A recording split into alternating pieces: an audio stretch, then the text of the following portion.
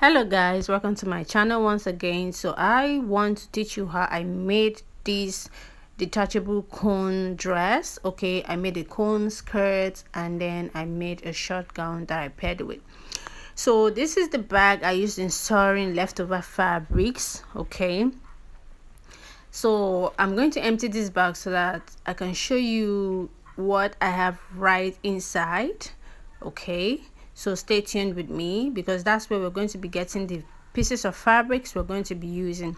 So I turned the camera down. This is my workshop, by the way. I teach students, and then I make client clothes as well.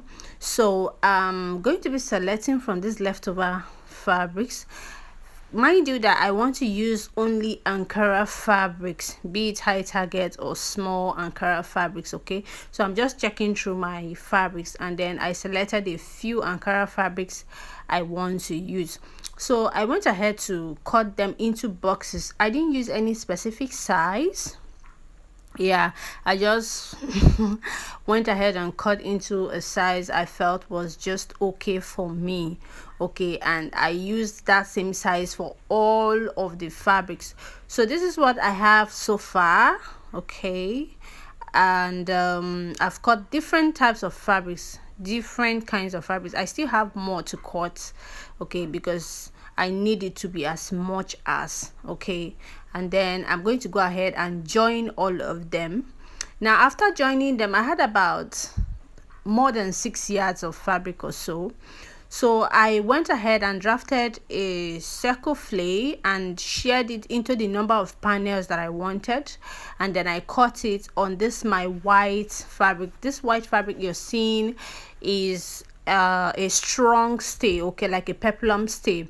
So I now used it to place on my fabric. This fabric is folded into the number of panels I wanted, I think about 8 of them, and then I'm cutting it out. Okay, so that's just all basically you need to do. I'll link a post on how to draft a peplum in case you don't know how to draft a flare. Okay, peplum is same as flare, so I'll link in the description box how to cut that, and then all you just need to do is to divide it into the number of cones or number of panels that you want your cone, skirt or gown to have. Okay, that's just basically it. So I'm just basically cutting it out on my fabric. Okay, so I'll cut the number of cone that I want. Okay, so I'll just cut them out and then I'll move next to the next step that I need to do. Okay, like I said, I'll link in the description box how to cut your flay. Okay, and then how to divide it into a cone. Okay, or how to divide it into a flay. Okay, to get to this part, I didn't want to add it to this video because it's going to be super long. Okay, so I'm going to link that in the description box so you can go ahead to watch that video in case you don't understand. So please guys, don't forget to like, share and subscribe to my channel. Okay, leave me a thumbs up in case you like my videos so that I can make more lovely videos for you, and also make suggestions for me of the kind of videos you would like to see on my channel. I'm right here for you. Okay, I'll make them as long as I find the chance or the opportunity to do that ASAP. Okay, so also click the notification bell, yeah, so that anytime I post a new video, okay, you're going to get notified on your own channel.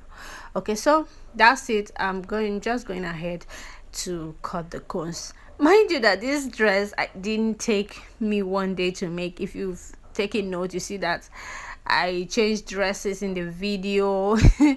It wasn't a 1 day thing because I had clients clothes to make and I had other things. I actually used this dress for a competition. Actually, I had other things to do and I had students to teach, so I couldn't use 1 day to make the dress. So that's why you'll be seeing me swapping dresses or swapping outfits because it didn't take me one day to make it. But then you can do it in one day if you just have only it to make, okay? But I had other activities going on and I was just fixing it into my schedule, so that was why it wasn't that a quick one for me to finish up.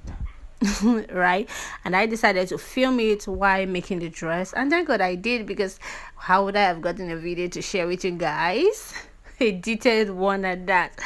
I made sure to capture the steps that were necessary. Okay, so this is the first one, and this is the second one that I'm going over to cut, because like I said, I had folded the fabric into number of layers that I wanted. I think I had about 8 or 6 cones.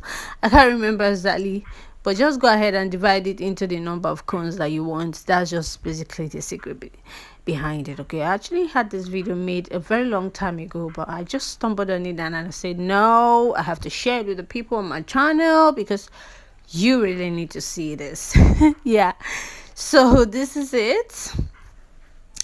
Just still cutting, yeah, still cutting off the excess fabric that I have right there. So once I'm done cutting, I will take you through the next step. Like I said, please guys, don't forget to leave me a thumbs up, don't forget to like, share, and of course subscribe to my channel. Please, please, please, please leave me a comment if you want more videos like this. If you love this video, just leave me a comment. All right guys, thank you as you do so. All right, so here we are, basically still me cutting out the cone that I wanted. Okay, and here is what it looks like. Okay, so after cutting my cones, I needed to structure the peplum stay that I used. Yeah, I needed to structure it, and to structure it I used a ridgeline bone. You can as well choose to use a plastic bone by making a casing and then passing the plastic bone in between, but I chose to use a ridgeline bone. It was way better for me. So I went on to make marks. You can see the chalk mark, the yellow chalk mark right there. I made marks on the lines that I wanted to sew the ridgeline bone on. Okay, and then I went on to sew the ridgeline bone right on it, and I did this on all of my panels. Okay, on all of it, not just one, on all of it. This is what helped it to stand the way it is. Okay, of course at the end of this video you're going to be seeing me wearing the dress in a video, not just the picture that you saw, so that you could understand what I'm saying is make the dress to be bouncy and stand, it's not falling.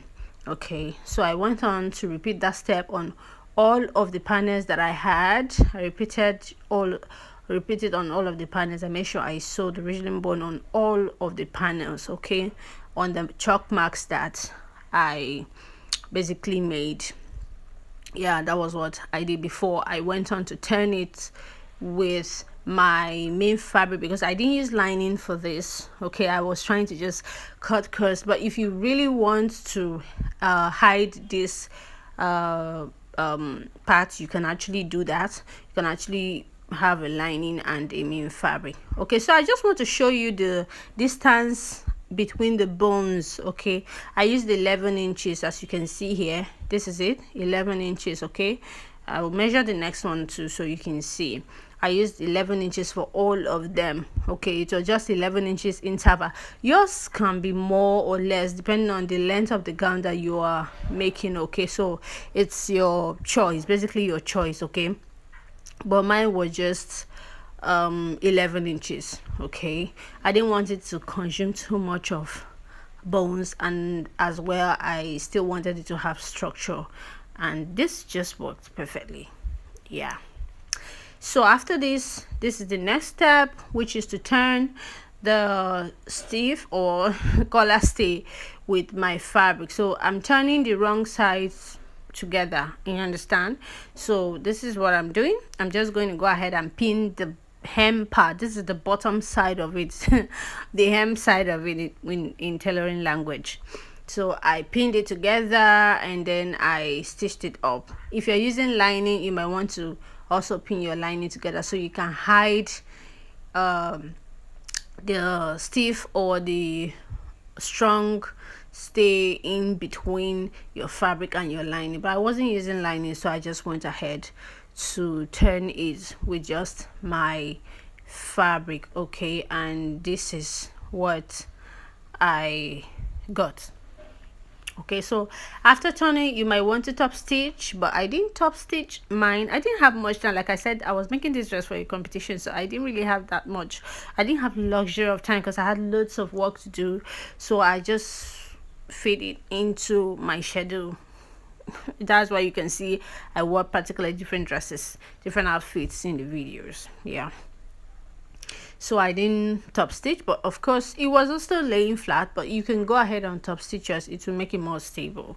Okay, so then after that I went ahead to stitch the sides down. Okay, you can see what I'm doing here. I stitch the sides down, the fabric and the collar stay together. Okay, mind you that the collar stay is really a stiff one. I didn't iron the fabric together with it because I was using a bone. Okay, so if you want to skip using bone, you might want to iron yours so that it can also help it to stand. Okay, but I needed a really good structure. That was why I decided to use a bone. But if you don't want that, you can just iron it and then wear an underskirt. It could help. Mind you, the underskirt has to be a cone underskirt. Okay, so this is the next step. After I repeated that process on all of my panels, so I'm going to be joining the panels together. I'm just going to be showing you with just one panel, one or two there. So I put it together this way. At this point the dress was becoming heavy, really heavy, and it was becoming really tedious to sew it. Yeah, so I would advise you to join the panels 2 to 1, 2 to 1, then you fix them up together because it was really tedious sewing this. I won't lie to you guys, I won't. So you be prepared of what is ahead. But come on, it was really a lovely project, one of the loveliest projects that I've done, because it came out really beautiful that people were admiring even the day I went for the shoot. Okay, so I pinned them together. Take note that this is what you do for all of the panels. All you're going to do is that you leave a space where you're going to fix your zipper, because remember, we're making a skirt. Okay, if you're not a beginner, you should understand what I mean. Yeah, so you're doing this for all of your panels, then you leave a part for fixing your zip. That's just basically all. Okay, so that's what I did for all of my panels. Pin them together, stitch them, left a space for my zip, and then fixed my zipper, and that was just it for my skirts. Okay, so this is it. This is basically me stitching them together.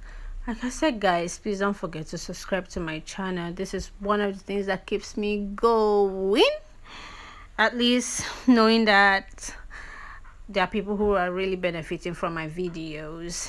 It's quite encouraging. So please don't forget to subscribe and click the notification bell so that anytime I post you get notified. Okay, take out the pins, very important. Please take out your pins. Don't leave pins in your customers' dresses or in your outfits. It's going to really give you very big injury.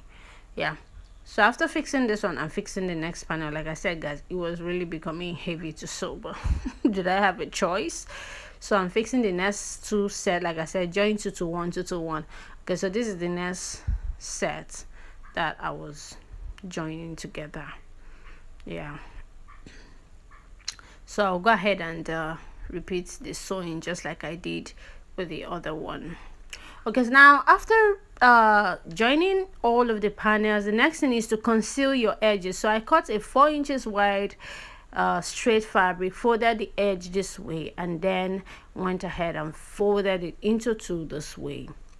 So I'm going to be using it to conceal the edges that I stitched on, okay, because you don't need it rough and poking your skin, especially because of the original bone in it.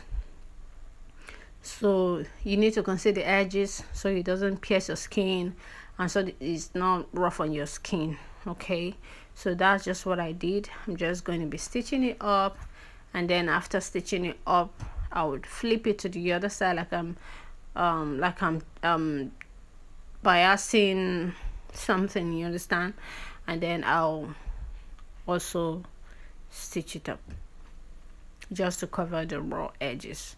Okay, so this is it. I've turned it to the other side, so I'm folding over this way.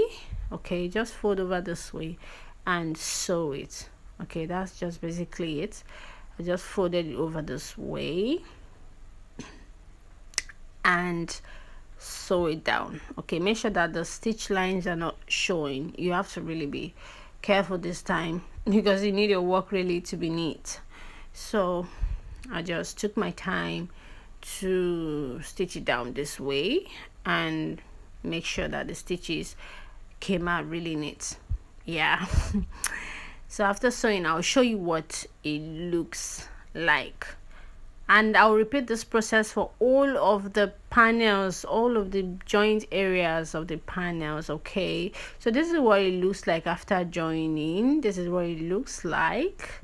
Okay, I've biased the edges. This is what it looks like. Very neat. You can see both sides. Okay, this is what it looks like. Yeah, so yours should look like this as well.